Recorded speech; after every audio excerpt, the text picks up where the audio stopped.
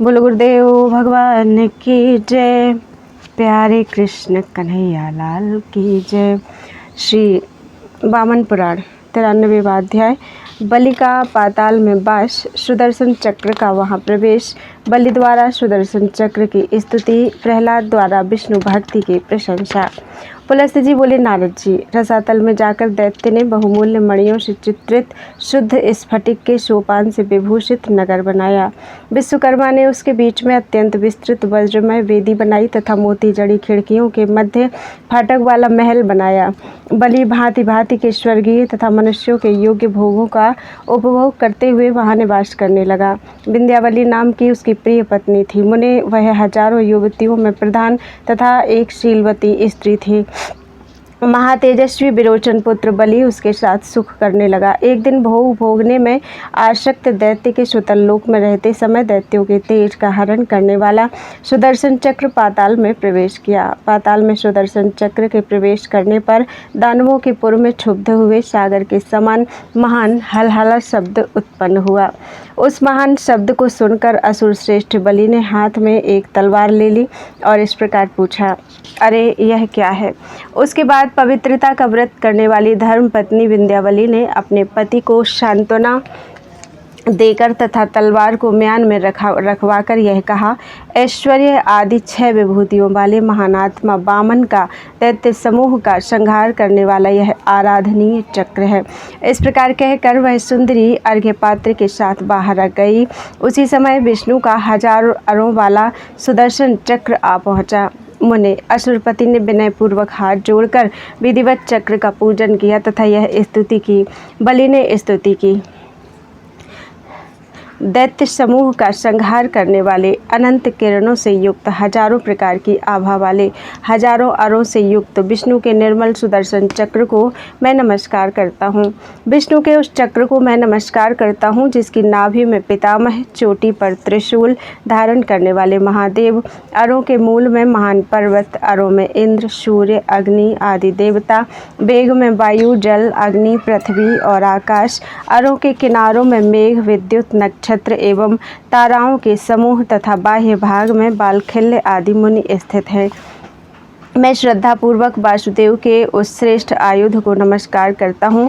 विष्णु के प्रदीप्त किरण वाले सुदर्शन चक्र मेरे शारीरिक, वाचिक और मानसिक पापों का आप विनाश करें। अच्युतायुध मेरे कुल में हुए पैतृक एवं मातृक पापों का शीघ्रतापूर्वक आप हरण करें। आपको नमस्कार है। मेरी सारी आदि व्याधियों का नाश हो जाए। चक्र, आपके नाम का कीर्तन करने से पापों का नाश हो जाए। इस प्रकार बुद्धिमान बलि ने श्रद्धापूर्वक चक्र की पूजा की तथा समस्त पापों का विनाश करने वाले पुंडरीकाक्ष भगवान का स्मरण किया। स्मरण करते ही दैत्येश्वर प्रहलाद सुतल में आ गए। उन्हें देखते ही महातेजस्वी बलि तुरंत हाथ में अर्घ लिए उठ खड़ा हुआ। ब्रह्मन अपने समर्थ पितामह की विधि पूर्वक पूजा करने के बाद बलि ने हाथ जोड़कर यह वचन कहा, तात, अत्यंत शोकमग्न चित्त से मैंने आपका स्मरण किया है, अतः तात मुझे हितकर पथ्य एवं कल्याणकारी उत्तम उपदेश दें। तात, मनुष्यों को संसार में रहते हुए क्या करना चाहिए जिसके करने से उसे बंधन ना हो। संसार समुद्र में निमग्न हुए अल्पमति मनुष्यों को तरने के लिए पोत स्वरूप क्या है, आप मुझे इसे बतावें। पुलस्त जी बोले, अपने उस पौत्र के वचन को सुनने के बाद दानवेश्वर प्रहलाद ने विचार कर संसार में कल्याण कर श्रेष्ठ वचन कहा। प्रहलाद जी ने कहा, दानव श्रेष्ठ, तुम धन्य हो जो तुम्हें ऐसी बुद्धि उत्पन्न हुई। भले अब मैं तुम्हारे और दूसरों के लिए कल्याणकारी वचन कहता हूँ। संसार रूपी अगाध समुद्र में डूबे हुए द्वंद्व रूपी वायु से आहत पुत्र, कन्या, पत्नी आदि की रक्षा के भार से दुखी नौका के बिना भयंकर विषय रूपी जल में डूबते हुए मनुष्यों के लिए विष्णु रूप नौका ही एकमात्र सहारा होता है। आदि, मध्य और अंत से रहित कल्याणप्रद, वर्णीय, गरुण वाहन, लक्ष्मीकांत, पवित्र, देवगुरु नारायण हरि का आश्रय ग्रहण करने वाले धैर्यशाली मनुष्य यमराज के शासन में नहीं पड़ते। यमराज हाथ में पास लिए खड़े अपने दूत को देखकर उसके कान में कहते हैं कि मधुसूदन की शरण में गए हुए मनुष्यों को छोड़ देना, क्योंकि मैं अन्य मनुष्यों का ही शासक हूँ, वैष्णवों का नहीं। इसके सिवा श्रद्धायुक्त नरश्रेष्ठ इक्ष्वाकु ने कहा था कि मृत्युलोक में विष्णु भक्त व्यक्ति यम के शासन विषय से बाहर है। वही जिह्वा है जो हरि का गुणगान करती है, वही चित्त है जो उनमें लीन है। वे ही हाथ प्रशंसा के योग्य हैं जो उनकी अर्चना करते हैं। जो हाथ श्री हरि के दोनों चरण कमलों की अर्चना नहीं करते वे हाथ नहीं हैं, अपितु वृक्ष की शाखा में लगे हुए आगे के पल्लव हैं। जो जिह्वा हरि के गुणों का वर्णन नहीं करती वह जिह्वा नहीं है, अपितु कंठ सालूक अर्थात जिह्वा से युक्त मेढक का कंठ केवल दिखावे के लिए लगी हुई निकम्मी जीभ है अथवा अन्य कोई रोग है। श्रद्धापूर्वक विष्णु के चरण कमल का अर्चन न करने वाला मनुष्य जीता हुआ ही मरे हुए के समान है और बंधुजनों के लिए शोचनीय है। मैं यह सत्य कहता हूँ कि वासुदेव के पूजन में सर्वदा रत रहने वाले मनुष्य मरने पर भी शोचनीय नहीं होते। समस्त शारीरिक, मानसिक, वाचिक, मूर्त, अमूर्त, जंगम, स्थावर, दृश्य, स्पृश्य एवं अदृश्य समस्त पदार्थ विष्णु स्वरूप है। त्रिविक्रम भगवान की 4 प्रकार से अर्चना करने वाले मनुष्यों ने निस्संदेह सुर और असुर सहित संपूर्ण लोकों का पूजन कर लिया है। पुत्र, जिस प्रकार समुद्र के रत्न अनगिनत हैं, उसी प्रकार चक्र धारण करने वाले विष्णु के गुण भी असंख्य हैं। हाथों में शंख, चक्र, कमल एवं सारंग धनुष धारण करने वाले गरुड़ ध्वज, भवभीति के नाश करने वाले वरदानी लक्ष्मीपति का आश्रय ग्रहण करने वाले मनुष्य फिर संसार रूपी गड्ढे में नहीं पड़ते। भले जिनके मन में गोविंद निरंतर निवास करते हैं उनका अनादर नहीं होता और वे मृत्यु से आतंकित नहीं होते। मोक्ष प्राप्ति करने के श्रेष्ठ शरण स्थान सारंगधर देव विष्णु की शरण में पहुँचे मनुष्यों को यमलोक या नरक में नहीं जाना पड़ता। दानव श्रेष्ठ, वेद शास्त्र में कुशल ब्राह्मणों को वह गति नहीं प्राप्त होती जो गति विष्णु भक्त प्राप्त करते हैं। दैत्य श्रेष्ठ, महान युद्ध में मारे गए व्यक्ति जो गति प्राप्त करते हैं उस नरश्रेष्ठ विष्णु भक्त को उससे भी उत्तम गति प्राप्त होती है। दैत्य, धर्मशील सात्विक महात्माओं को जो गति प्राप्त होती है भगवत भक्तों की भी वही गति कही गई है।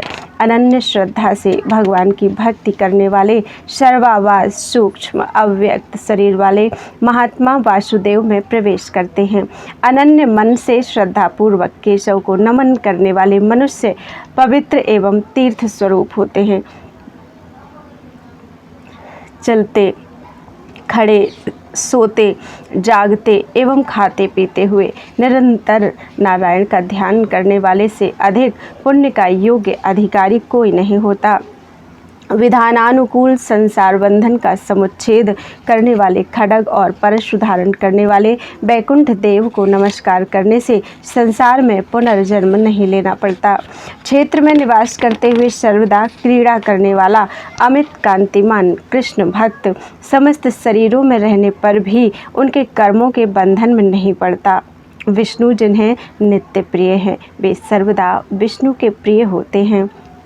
दामोदर का चिंतन करने वाले उनके भक्त, उनके शरणागत अथवा श्रद्धापूर्वक उनका अर्चन करने वाले मनुष्य फिर जन्म ग्रहण नहीं करते। दानवेश्वर प्रातःकाल उठकर श्रद्धापूर्वक मधुसूदन का चिंतन करने वाले मनुष्य इस संसार रूपी कीचड़ में नहीं फंसते। उनका गुणगान करने वाले एवं गुणों का श्रवण करने वाले मनुष्य कठिनाइयों को पार कर जाते हैं। विमल कर्ण रूपी पात्रों से अमृत रूपी हरि के वचनों का पान कर श्रवण कर जिनका मन अत्यंत आह्लादित होता है वे कठिनाइयों को पार कर जाते हैं।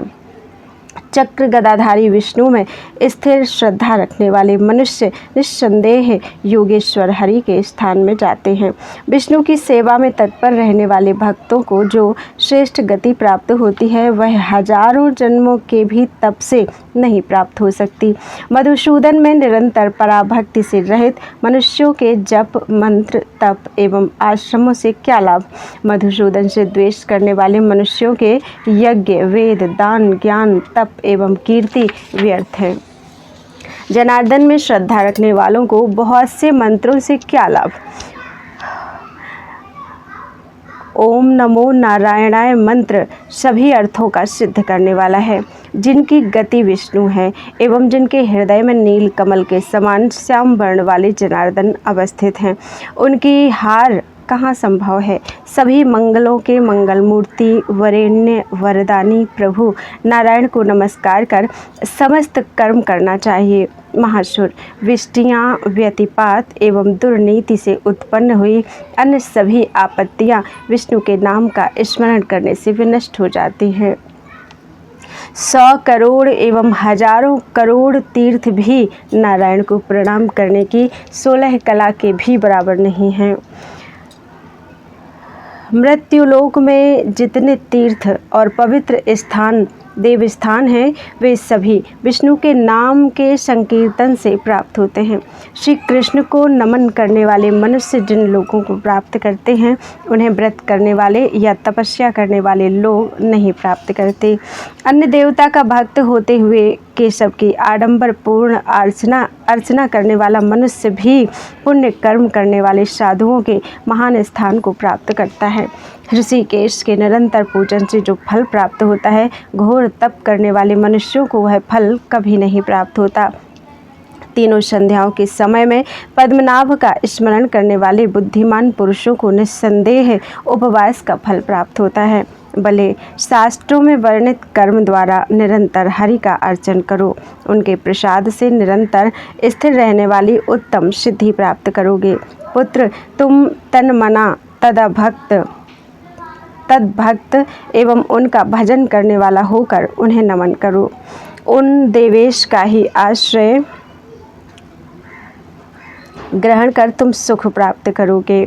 तन्मना भव तद्भक्तस् तद्याजी तम नमस्कुरु तमेवाश्रित्य देवेशं सुखं प्राप्स्यसि पुत्रक।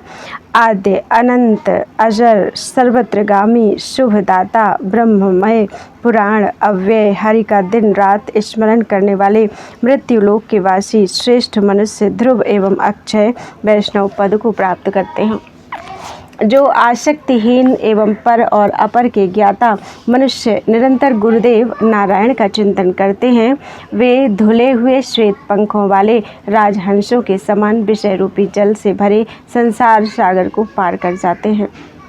जो मनुष्य उत्तम कमल दल के समान विस्तृत नेत्रों वाले निर्दोष नियमन करने वाले अच्युत का निरंतर चिंतन करते हैं, वे उस ध्यान से पाप कष्ट का नाश हो जाने पर फिर माता के पयोधर का रसपान नहीं करते, उनका पुनर्जन्म नहीं होता। हाथों में शंख कमल चक्र श्रेष्ठ धनुष गदा तथा तलवार धारण करने वाले लक्ष्मी के मुख कमल के भ्रमर वर देने वाले पद्मनाभ का कीर्तन करने वाले मनुष्य निश्चय ही मधुसूदन का लोक प्राप्त करते हैं। अमृत पीने से तृप्त होने वाले प्राणी के समान भक्तिपरायण मनुष्य आद्य भगवान का कीर्तन सुनकर पाप से मुक्त एवं सुखी होते हैं। अतः श्रद्धाशील मनुष्य को विष्णु का ध्यान स्मरण कीर्तन अथवा पाठ करने वाले मनुष्यों से विष्णु के नामों का श्रवण करना चाहिए। देवगण पूजा के समान उनकी प्रशंसा करते हैं। स्वस्थ बाह्य तथा आंतरिक इंद्रियों से जो मनुष्य पुष्प पत्र जल एवं पल्लव आदि द्वारा शासन करने वाले केशव का अर्चन नहीं करता, निश्चय ही विधि रूपी तस्कर ने उसे लूट लिया है। इस प्रकार श्री वामन पुराण में 93वां अध्याय पूरा हुआ। बोलो वृंदावन बिहारी लाल की जय। तदीयं वस्तु गोविंद तुभ्यमेव समर्पये तेन तदंघ्रि कमले रतिं मे यच्छ शाश्वतीम्।